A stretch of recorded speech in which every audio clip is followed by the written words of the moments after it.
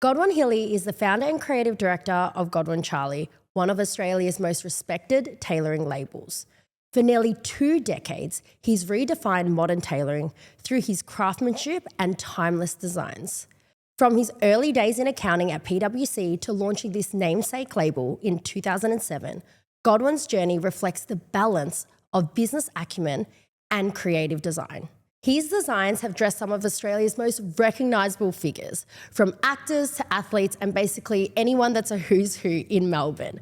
Featured on every iconic runway and publication that this country has ever seen, and I'm not even exaggerating, while staying true to his vision rooted in individuality, integrity, and elegance.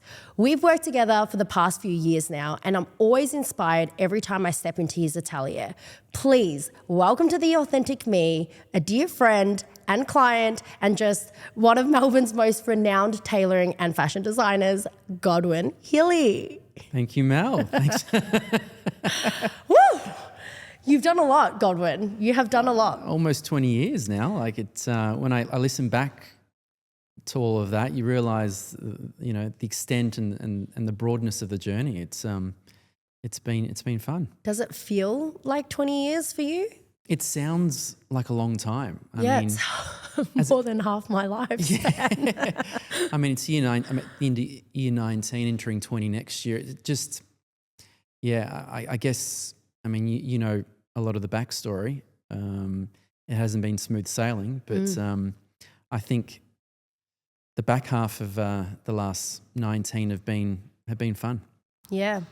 So a lot of my listenership might not know the backstory, and I do love going back to that origin story because I think a lot of our early childhood experiences shape us. And so who was little Godwin before he knew he wanted to be this creative designer? But tell us about the ages of, I'd say, like 0 to 10 and what that was like for you, and how that then, looking back, shaped your life now. Yeah, so 0 to 10, incredible sort of family environment. Mum, dad, and I'm in the middle of 2 sisters, Crystal and Trish. Maltese immigrants raised us as good Catholic children. We just loved being around the simple things, you know. I'd always loved building things with my hands. You know, I think that creative side shone early, and also musically, I loved the guitar, and my sisters are both performing artists growing up, so around music all the time. I was probably going to end up somewhere in that space, but, you know, you go through school playing sport, which I loved as well. Basketball was my thing. Most people laugh when I say that, but I played, really competitive basketball to about the age of sort of 17, 18, but had to let go of that dream, sadly. But, at high school, for me, it was all about the academic, and I worked hard. I was a little achiever, and, it was either basketball or it was going to be something at uni. Yeah. But basketball was really the dream. I got to 17, kind of beginning year 12, and decided to let that dream go, and all of a sudden was staring down a broad range of subjects and not quite sure what I wanted to do, to be honest. It was a tricky time for me, but I just kind of kept it broad, and Accounting though? So you went from, was that one of your earliest career moves, accounting, straight out of uni? Do you know what it was? It was not knowing what to do.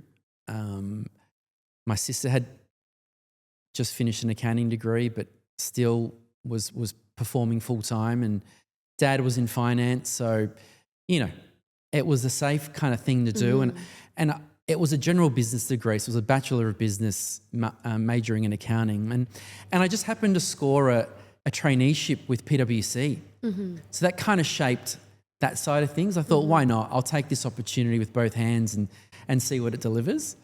And I knew after a couple of years that it wasn't my space, but the friendships and the life lessons really early in my professional life shaped the next phase. Yeah. I want to hang in there in terms of that basketball dream. So you're 17, 18, you thought you wanted to play ball. Was it just you weren't good enough for that particular sport to then go pro? You were not tall enough? Like, at what did you go, nah, let's be real, Godwin, we're not going to be an NBA player? Look, I grew up believing that I could turn pro. Yeah. And Dad always encouraged me to just follow my dreams, and that's what I did, you know.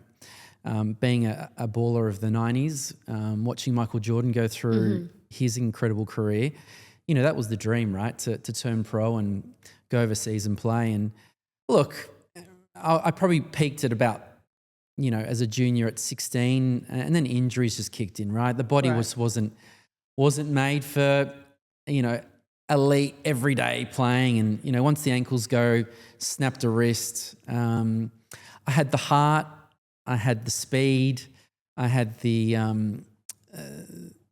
you know, I loved the sport. Yeah. I loved the sport so much. The body just wasn't built for that rigor. And, yeah, I had to let go of it. And look, I'm 5'10".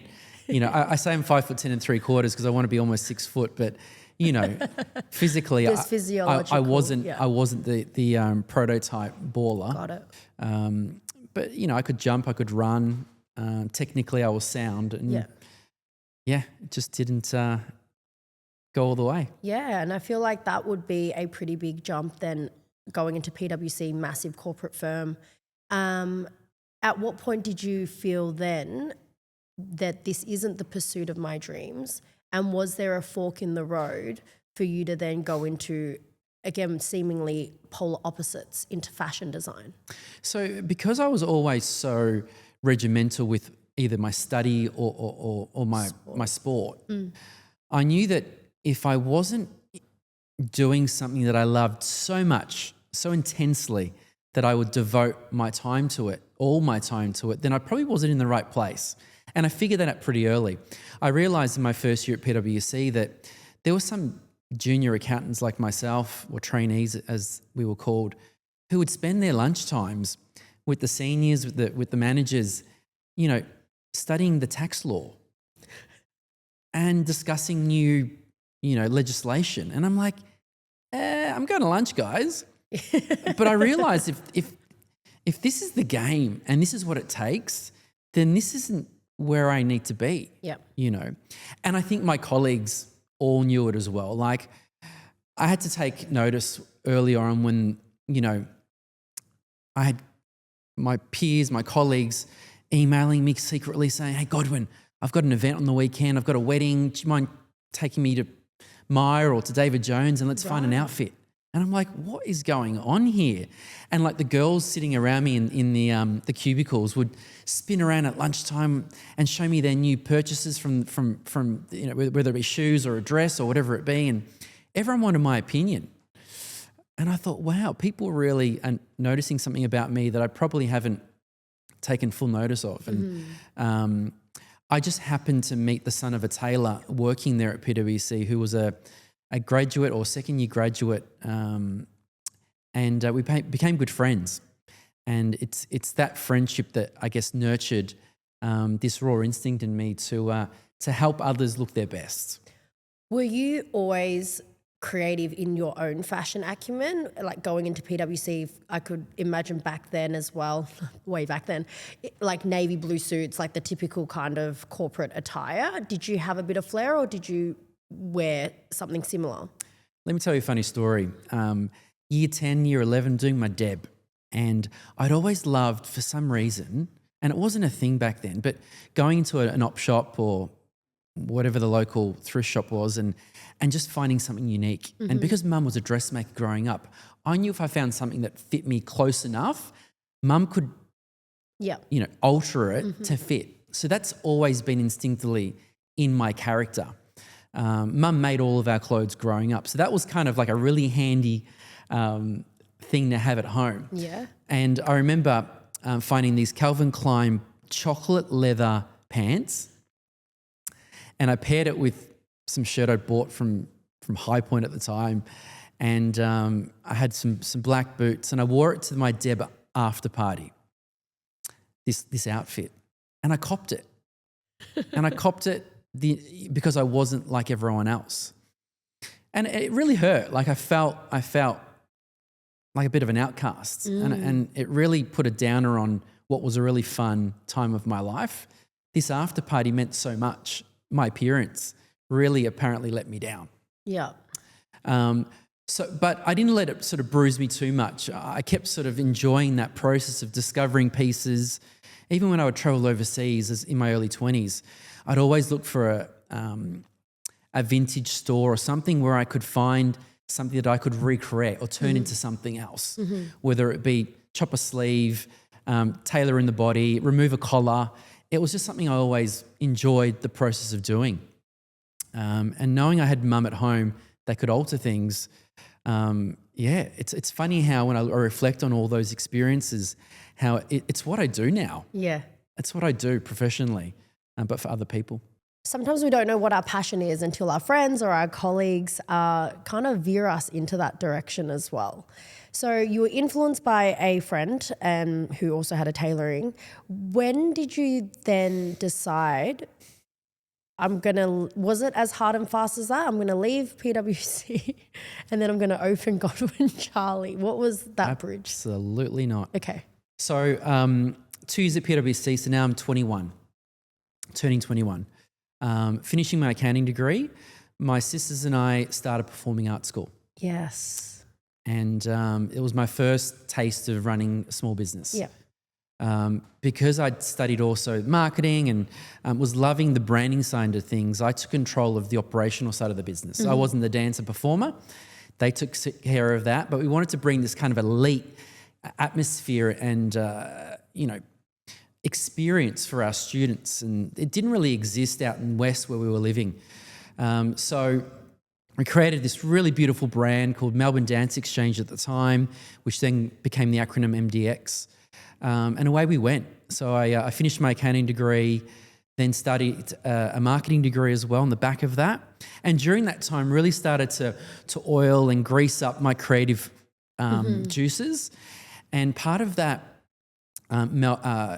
performing arts school time for me was discovering that I loved the creative thought process. So my sisters would pull me into discussions around the themes for the show, music selection, set design, costume, and all of a sudden I was really thriving in this environment. I loved that we were building a community, that we were doing things on our terms, our way, doing it the best that we could, employing the best entertainers to come and teach our students, and doing it under our roof with our rules, and I loved it. And I was actually put in charge of designing and creating our school's uniform, which was this really cool sports sort of tracksuit, really edgy, and branding was on point, T-shirts and long sleeve, short sleeve, the full kit for our students. We weren't making money off it at the time, but it really made our kids feel important and special. And we really built this amazing brand in Williamstown back in the early 2000s. And that for me catapulted me on a trajectory of, okay, now I need to find something creative for me that I get to invest all my energy into that brings me joy every day. Yeah. Tell us about then the muse or the name that is Godwin Charli, because I think a lot of people mistaken your full name as Godwin Charli, although it's Godwin Hili. How did that come about? So having studied marketing and branding, and I also worked in advertising, right? So I spent some time working with some of the nation's biggest brands. I loved the fact that all the good brands, all the great brands had a story, an authentic story. Yes. And I thought, if I'm going to explore the world of fashion, I want my story to be authentic, because I hadn't gone to uni and studied the craft. So for me, I had this thing in my head. I had to go and spend time, like I did with my accounting, my advertising, my marketing, spend 5.5 years at university, spend all this money and time studying, and then that made me a professional. I felt like I was, I had imposter syndrome, that thought of just turning up in a career and expecting people to believe that I was the real deal. So the brand Godwin Charli was a reflection on me, being my unique name, which I learnt to love as a younger adult, and also the strongest influences of my life up until that point, which was my father, Charles, and my mother's dressmaking capability, which embodies the female aspect of the brand. So Dad's old wardrobe for me was my muse. So I would go into the wardrobe outside of going into op shops. It was Dad's old wardrobe that inspired me to create my own look. So the Charlie in the brand is symbolic of Dad, Charles, and Mum. Spelt as a female, which for me is the real reason why I do what I do. And I just happened to find a local tailoring workshop that wrapped their arms around me and supported me in my early days. Oh, I love it. I really, really love that story. And every single time you share it, I'm always reminded of your beginnings and just really what a journey it has been from the start of your life, really. It's this unfolding. As you're sharing that, I've just recently watched, so is probably everyone on Netflix, the Victoria Beckham series, where she entered a market where she definitely felt like there was no place for her, and the market was telling her there was no place for her, or people were not going to take her seriously in this fashion world.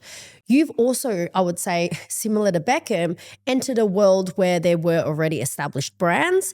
You're in the luxury market as well, so you're not coming in as a commodity. Even the art of tailoring itself is quite bespoke and custom. What did the industry say? Did they let you in with open arms back then, or were you pretty naive about it? What was that like? It's funny you bring up that documentary. I love it because I felt like I was her.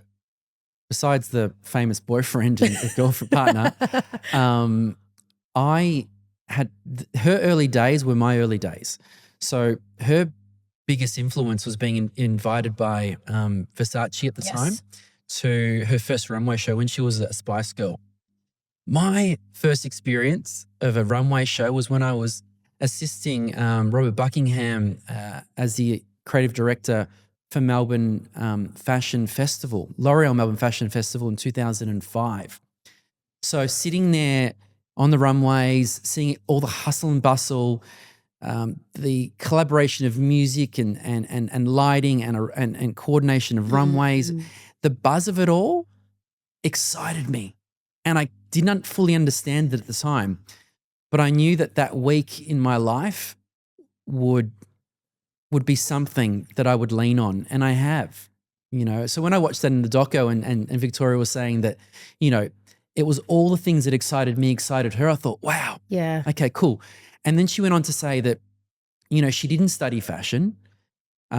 She obviously, namesake, had the backing of her husband and her profile as a Spice Girl to, I guess, put her on this platform. Mm-hmm.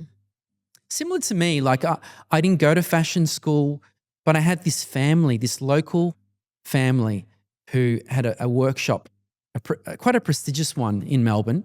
They backed me, yeah?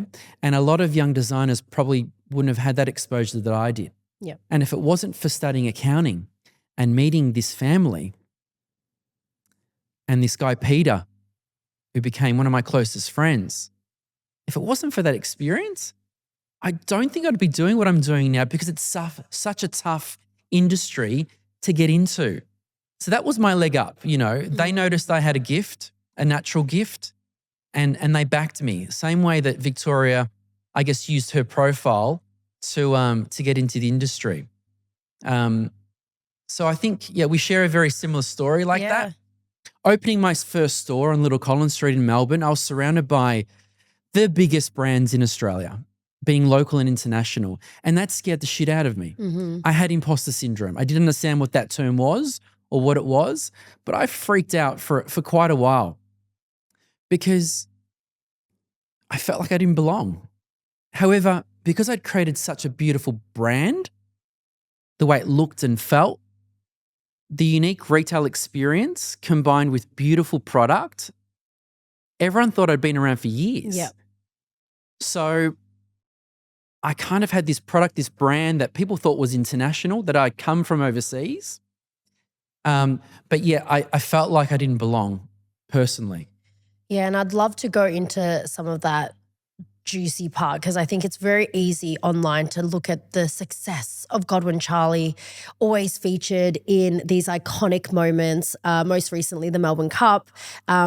We'll claim that one, dressed in Godwin Charli, but in Not the horse, no, the trainer. the trainer, Calvin, and these monumental moments. But it's, again, easy to look at that highlight reel and not recognize that you have gone through some struggles and capacity to hold a lot of stuff in business, in entrepreneurship, and in the grit of it all.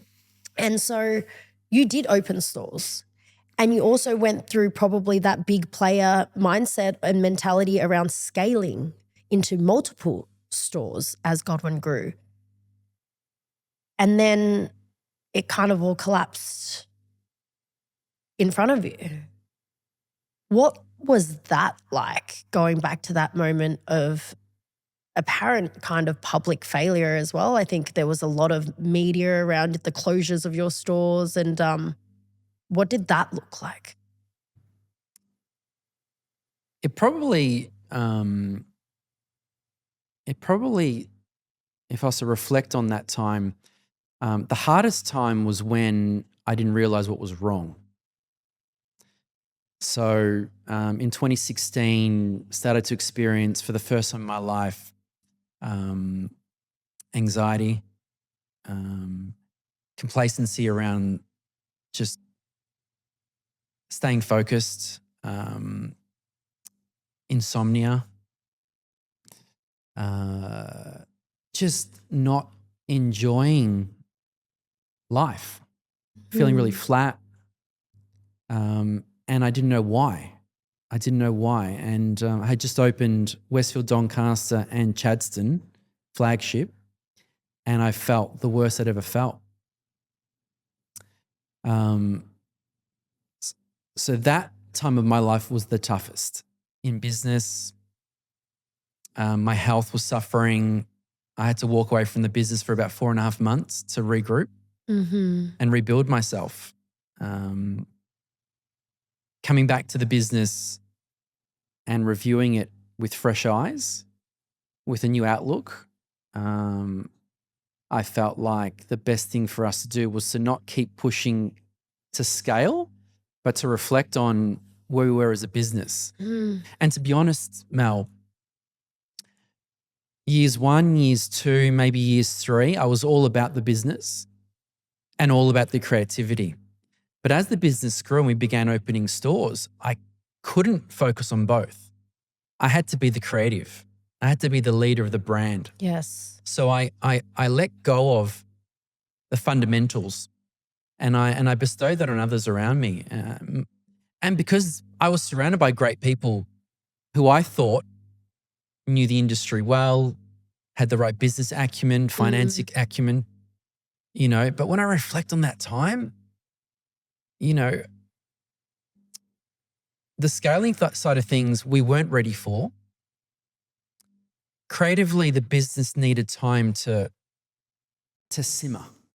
It's not always about pushing and opening stores. Like I was literally opening a store every year in the first 10 years. Just crazy growth. It was, I look back and I just think it was reckless. Yeah. Because we were using our own money and we weren't surrounding ourselves with the right mentors. So people who had done it before us, we weren't letting people in to teach us, to guide us. We were being cowboys, and I felt that something wasn't right. But I trusted those around me. And I've got to take full accountability for that time because I was a partner of the business. I didn't own the business completely, but I was the face of the business. And to then get to 2016, hitting rock bottom, that was a real massive, massive slap in the face because I'd felt that all of my dreams, everything I'd been told by those around me, all those things that I thought I would achieve and receive, I had to let go of. And I was, in my eyes, failing. I was failing financially whenever everyone thought I was killing it. 6 stores. Why? How can you not be killing it? I wasn't. All my money was stuck in stock. All my money was tied up in leases. And I realized that if I don't regroup, if I don't get help personally, then I'm just going to burn. It'd be more than the business that you lose. Everything, as well. everything, you know. So thankfully, again, another contact, another friend from my PwC days reached out to me to see if I was okay during this time. And he put me in contact with an executive coach, a life coach. And she was transformational for me. And she helped me piece myself back together. She helped me get back to my core values in life. And, you know, for her, I'm very grateful, forever grateful. I also had my uncle Godwin, who I'm named after, visit the family from Malta at the same time. And he lived with us for 7 weeks. So I had to move back home. I was incapable of living alone. I woke up every day and had guidance from this incredibly spiritual man who is my mother's brother. And he's a Jesuit priest and just a very holy, spiritually sound man, very wise man. And, you know, with the help of him on one side nurturing my soul, and I'll mention her name, Jackie, who was coaching me with life's fundamentals, I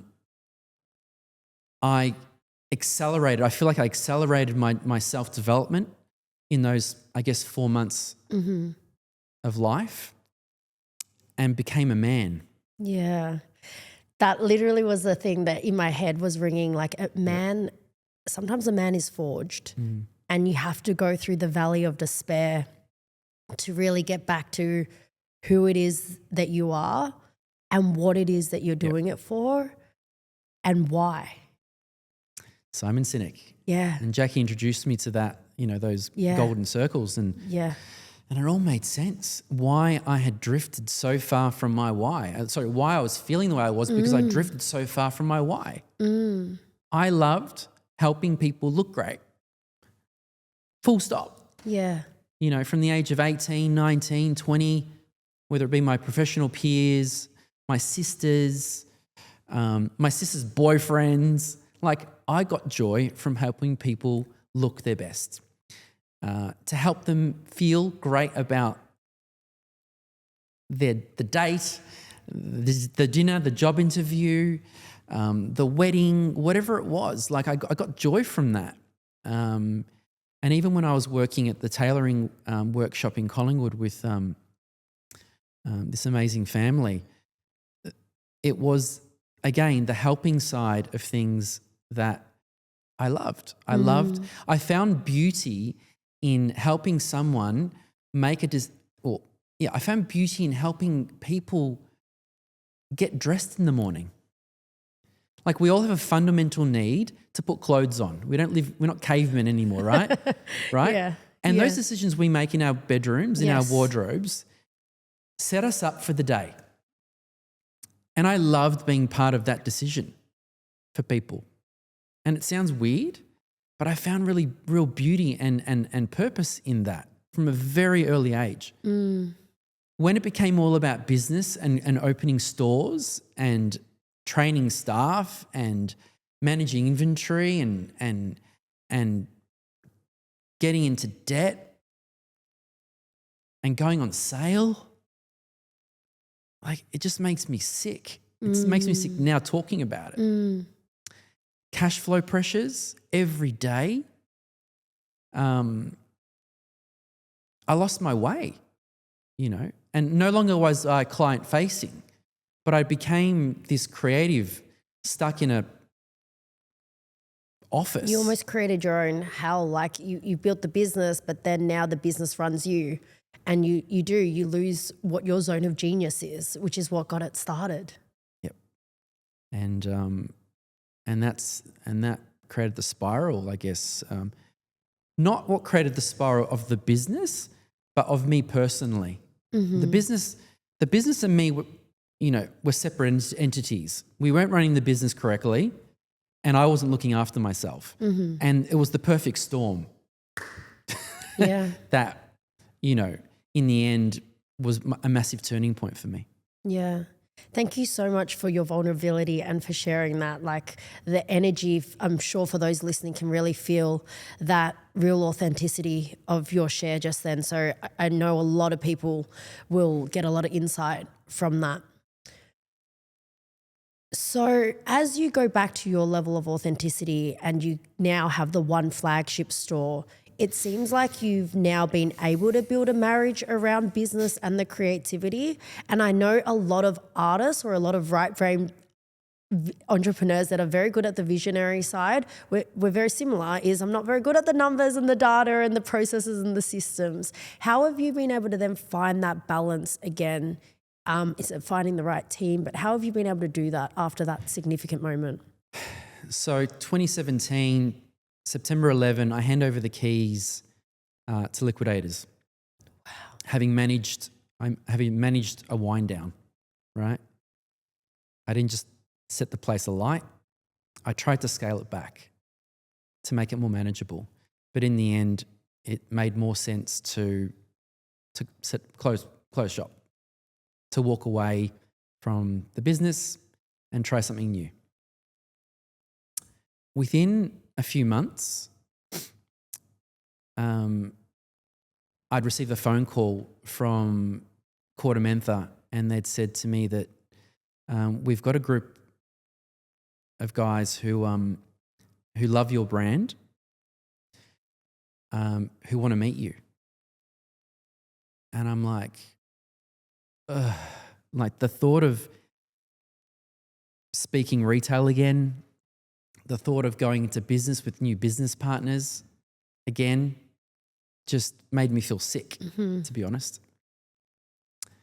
But they were spoken about so highly that I'm like, what have I got to lose? Just suck it up, be brave, and just meet them. Because at the time, I'll be honest with you, I was already taking people on personal shopping expeditions. I'd inquired about buying back my brand because I didn't own my brand anymore. So my name, because I was starting to see some momentum in the personal styling side of things. So I thought, you know what, even if it became like a side hustle for me, my brand was still so strong without the stores that I could make a little living on the side once I figured out what it is I wanted to do. And around the same time, I'd gone and sat down with these new now business partners, and I realised, having learnt so much about iteration 1 in those first 10 years, that these boys were about to bring all the answers to the table. And I had a list of 10 non-negotiables that had to be true before I would get into business again. And they were basically the 10 most important things that I'd learnt from being in business, from running Godwin Charli. And I laid them out in front of these guys and I said, look, what you're saying sounds amazing. I get a good sense about who you guys are as people. But this all has to be true before and not 9 out of 10, 10 out of 10 before I jump into bed with anyone else again. And they looked at them and said, not a problem. And so we jumped on a plane. I went and sussed out their supply chain, and the magic came back on that trip overseas. And I remember ringing home and telling my family that I'm excited again about Godwin Charli and what it can be. So without, I guess, handing over the keys to my business, I brought on board an incredible capacity to run version 2 of my business, which was get the supply chain right, get the cash flow right, allow me to be creative, allow me to be me, allow me to be client-facing, all under the one roof. And it was a beautiful marriage. And from day one, I really haven't looked back. It's been an absolute blessing. And I love it. I still love turning up every day and running my business. Yeah. It's so phenomenal because when you're in that version 1 and you're at rock bottom, it's very difficult to see the light. And then now with hindsight, you needed all of those losses and the quote unquote failures to then be able to build that next level of success. And so many of us have those version 1 businesses, and it's the lessons that we learn from that, the failures and what did we take away from it to then reinvent that second wave. And that's what's so inspiring about the brand. And it's such a beautiful space. And I love the thing that when your team are there and the people come in, they really get this unique Godwin Charli experience, which is what you really sell. You're selling experiences. It's more than just the clothes that we wear. These garments, I'm wearing Godwin Charli, by the way, guys. These garments become our identity, but they elevate our identity. And so I'd love to speak for this last part of the conversation here because we could talk for hours, but I'm very respectful of your time. But how important is the garments that we wear that like shape us? Because on one side of the fence, we judge people, you know, and then the second part is like, how do we judge people less?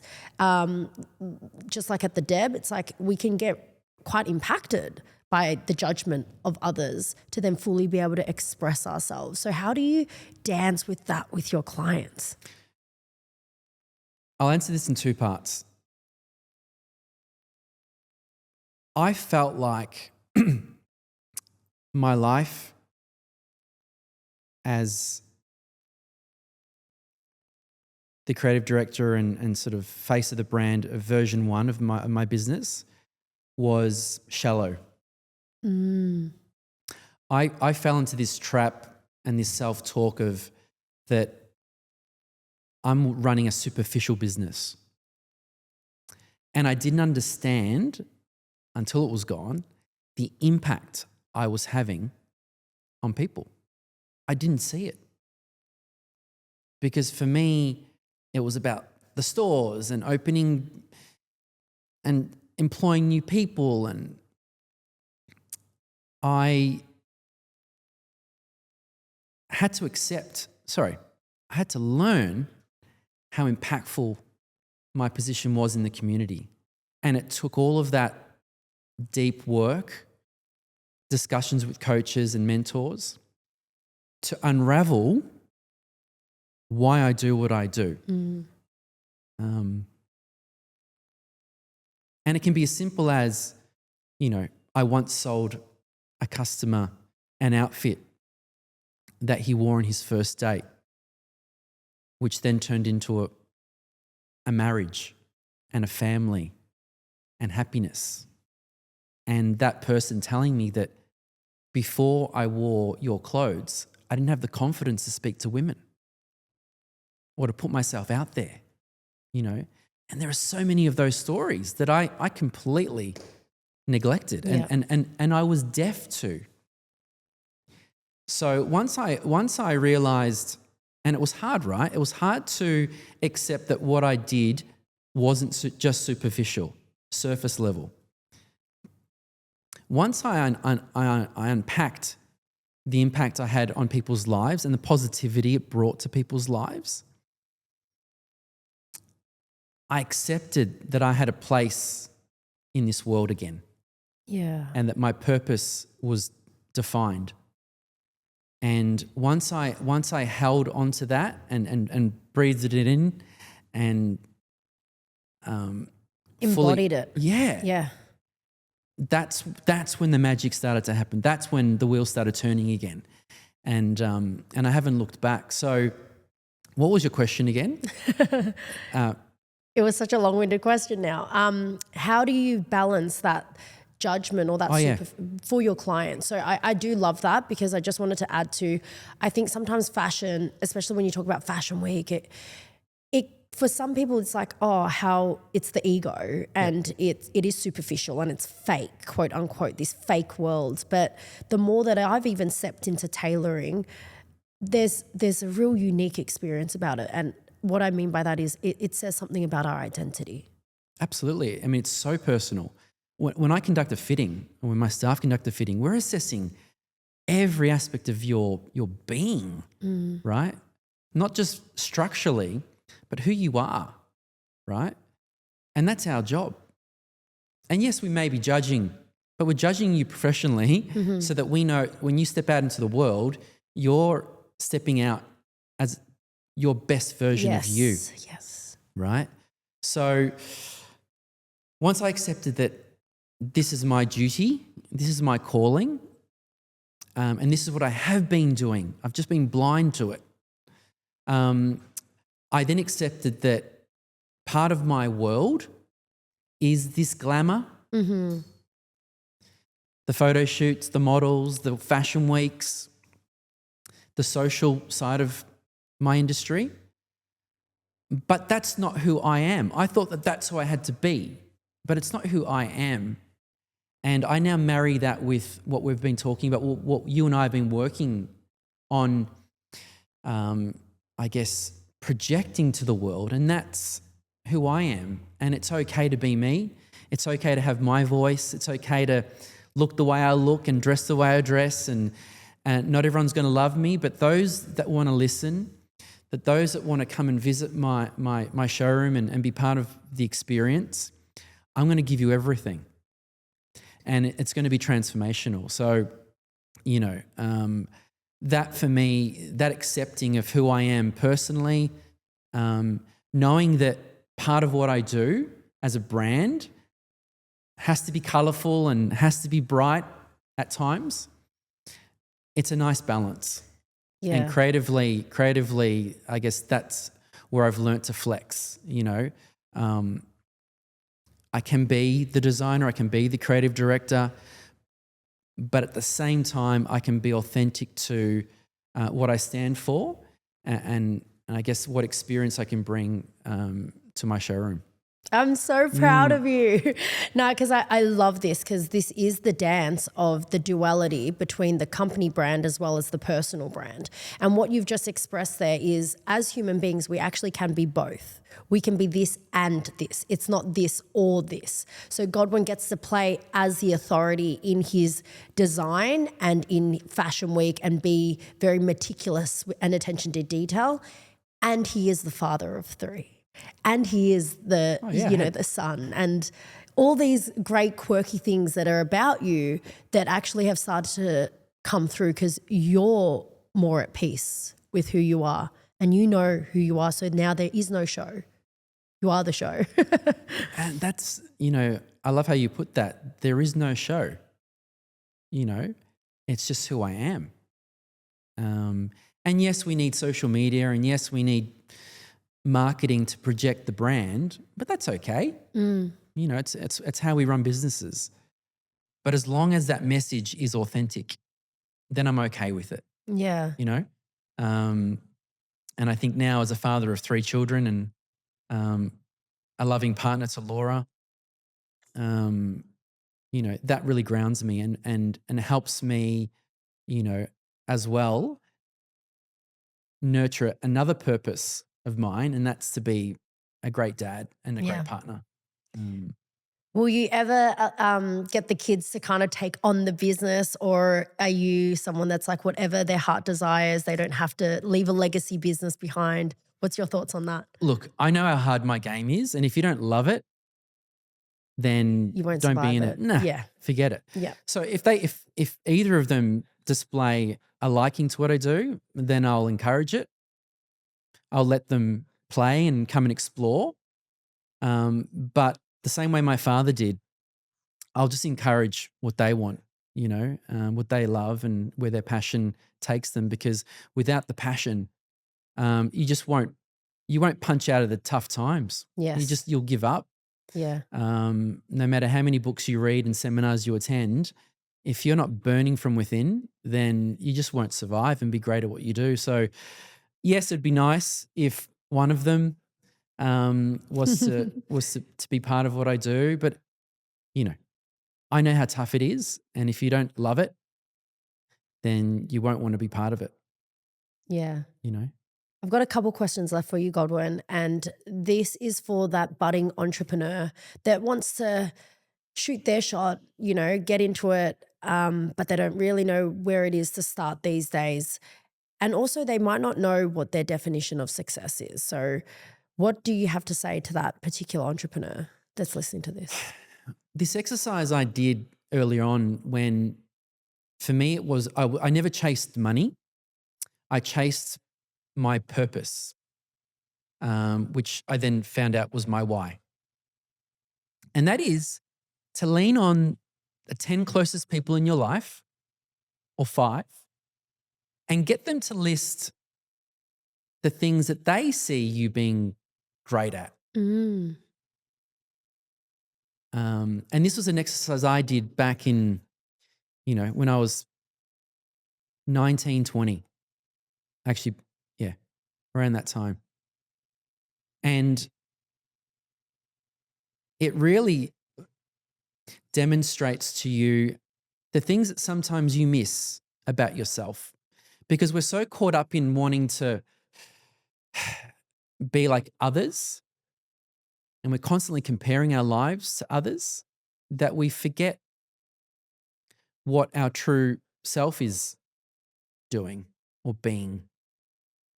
And it's those closest to us that can unpack that, can see the real Mel, the real Godwin, and be brave enough and love you enough to tell you the truth. And for me, the answers were very clear. And the top of everyone's list from the 10 people that I'd interviewed were something in fashion, something in style, helping others. And if it wasn't one, it was number 2. And that pattern for me, I had to take seriously.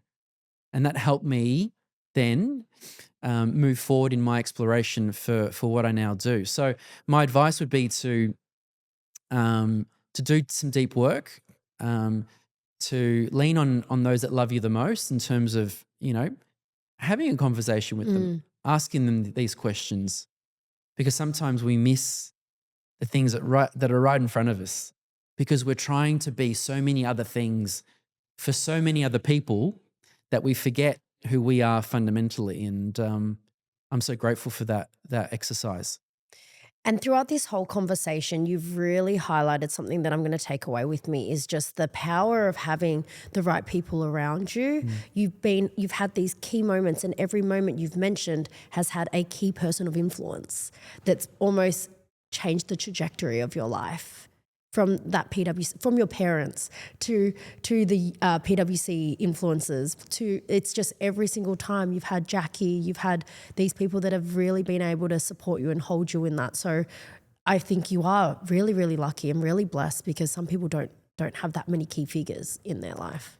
But I think, thank you. But I think you only need one. Yeah. To get the ball rolling. And for me, you can always join the dots looking back, right? Yeah, can't connect them looking forward. No, yeah. But if we're vigilant and spend time nurturing those around us, and if you don't have anyone of that nature around you, seeking someone who believes in you, then that's all you need. That one person to believe and to challenge you. And that's what I always hope, that this podcast goes out to many. And if you listen to this and you don't know who that person is, hopefully these free platforms and this content can be that resource for you, because one of the biggest key people of influence that I'm giving you guys access to is Godwin Hili himself. So someone that is able to guide you, and I'm sure from this conversation, it's so much more than fashion. It's so much more than the garments that we wear, and you can hear it in his story and in his voice. And so my thing would be to go in, pop into store, meet the team, get a brand consultancy fit, a styling fit, and see what that flair is for you. And it could be someone from Godwin's team or myself that just inspire you to go and improve and go take that next shot or create something really amazing for yourself. So I have one question left for you as we wrap up this conversation, which I ask everyone on this show. The podcast is called The Authentic Me. Godwin, you've been so authentic in our hour today. What does authenticity mean to you in this moment?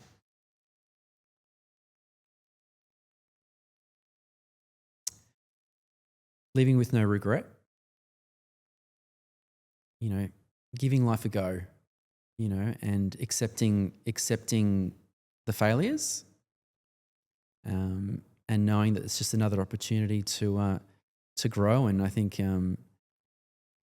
that's very common speech these days, but it wasn't when I was going through it.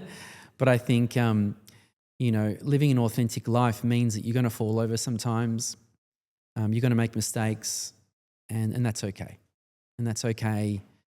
The ego gets a little bit bruised, but you get up and you push forward with these new lessons, and keep striving for what makes you you. So I mean, that was probably a long way of answering that question, but yeah. I think an authentic life is staying true to the journey and the good times and the bad. Yeah, I love it. And another key thought that I'd leave, I don't know who says this, but they say a bad day for the ego is a good day for the soul. And I think that is that yin and the yang of balance, and your journey has been so colourful. So thank you so much for bringing so much warmth to my soul today. And I know all the people listening, where can people find you, Godwin, physically and online? So my atelier is on Flinders Lane at 137 to 139 Flinders Lane. You can find me on the socials at Godwin Hili and Godwin Charli. There's two. And my email is godwin@godwincharli with an I, no E, .com. Love it. Thank you so much for sharing today, Godwin. Thanks for having me, Mel.